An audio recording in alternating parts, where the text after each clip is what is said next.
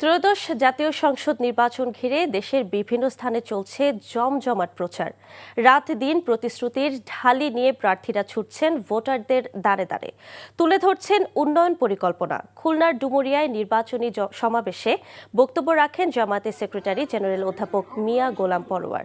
খুলনা ৫ আসনের heavy weight প্রার্থী প্রত্যয় ব্যক্ত করেন দুর্নীতিমুক্ত দেশ করার ১১ দলীয় জোটকে বিজয়ী করার আহ্বান জানান তিনি। শহর থেকে গ্রামীণ জনপদে গণসংযোগে ব্যস্ত নেত্রকোনা ২ আসনের বিএনপি প্রার্থী ডক্টর আনোয়ারুল হক।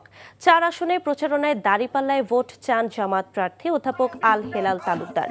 কুষ্টিয়ায় ৪টি আসনে চলছে সরগরম প্রচারণা। মজমপুর গেইটে নেতাকর্মীদের নিয়ে গণসংযোগ করেন জামাতের প্রার্থী মুফতি আমির হামজা।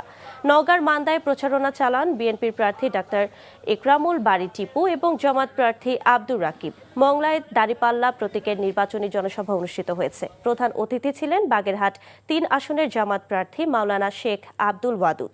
এছাড়া নেত্রকোনা সহ দেশের বিভিন্ন স্থানে ভোটারদের কাছে ছুটছেন বিভিন্ন দলের প্রার্থীরা।